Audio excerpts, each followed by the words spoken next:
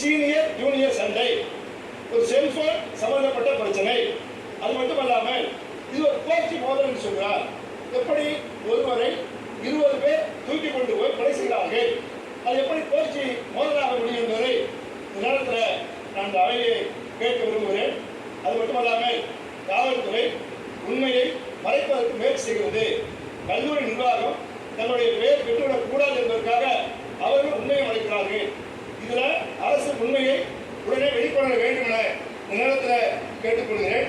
எல்லாவற்றுக்கும் மேலாக கொலை சம்பவத்தில் நேரடியாக ஈடுபட்டவர்களில் இன்னும் சில பேர் கைது செய்யப்படாமல் இருக்கிறார்கள் சொல்கிறார்கள். அவர்களும் கைது செய்யப்பட வேண்டும்.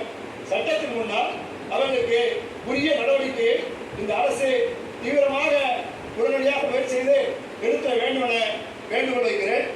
6 லட்சம் ரூபாய் அந்த குடும்பத்திற்கு அரசின் சார்பாக நிவாரணம் வழங்கப்பட்டிருக்கிறது. அது போதாது. ஒரு ஒடுக்கப்பட்ட சமுதாயத்தை சேர்ந்த மாணவன் இறந்திருக்கிறார். எனவே அவருக்கு அந்த குடும்பத்திற்கு 25 லட்சம் ரூபாய் நிவாரணம்